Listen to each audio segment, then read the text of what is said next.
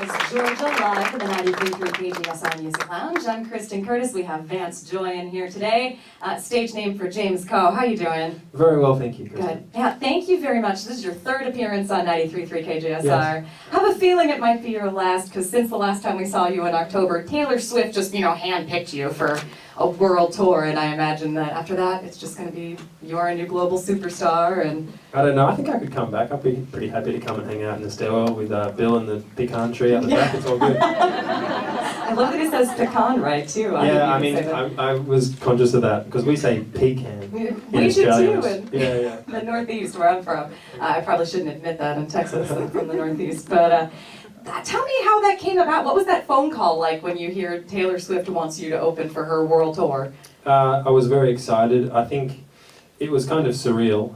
My manager called me up and he said, "Hey, what do you think about this?" And I said, "Well, that's amazing, and that'd be a dream come true, but I also tried to keep my expectations in check, because sometimes you get offers or possibilities and they don't always come through, so I just tried to keep a lid on things, and when it was finally a certainty, I could kind of relax, and I guess we kind of had a little celebration. Then we kind of said, okay, we've got to start thinking about how we're going to play to these stadiums and get ready for it.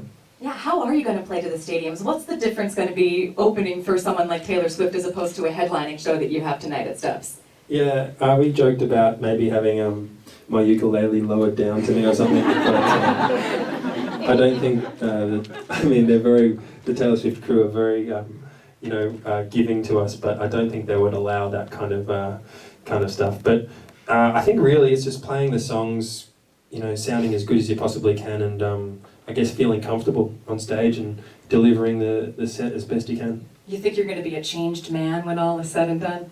I think in some ways, in the sense that I'll be able to, I guess I'll be able to say, hey, look, I played to this many people, and whatever kind of, I guess you grow from your experiences, so I'll be maybe more relaxed, hopefully, on stage, and, hopefully something like, in terms of just my sense of, I guess my performance hopefully will improve.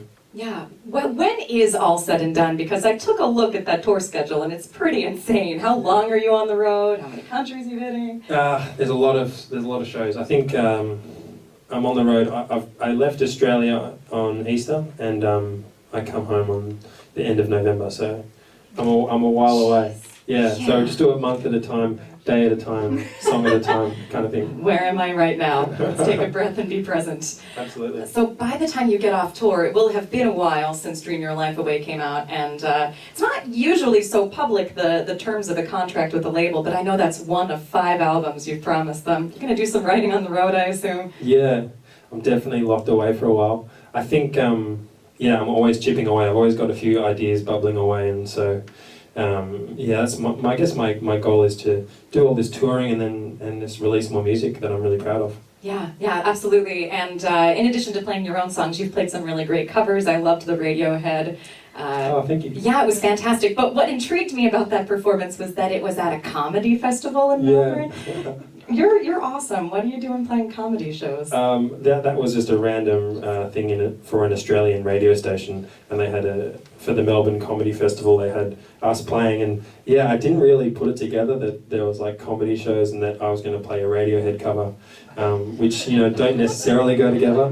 It's kind of somber, but I don't know, I justified it in terms of like, you need a bit of light and a bit of shade, and we were the shade. I was like the kind of sad kind of presence, and then they could go and have fun again.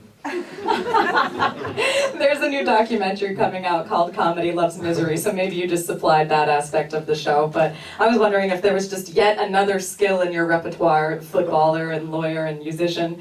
I know Jim Carrey is a big influence for you, and you love the Muppets. So I do love the Muppets, and I love Jim Carrey, but I think there's still a great divide between loving them and being able to do what they do, so I can't do what a Muppet does, basically. That's something that I'll never be able to do. Who's your favorite Muppet? I like Kermit, because he's kind of like, he's the leader, but he's also like a reluctant leader. He's like, they're like, oh, it's over, we're not going to win, and he's like, yeah, okay, let's pack it up, and everyone's like, Kermit, you're the leader, like, come on, man. I go like, and I like him and Piggy's relationship, Miss Piggy, it's like, I don't know, like, he's so reluctant with everything. He's like, I guess I can't live without you, I guess. All right, it's been great talking with you, and I appreciate the fact that you are not reluctant at all to be so forthcoming and sharing your music with us. So Vance Joy's live on 93.3 KGSR.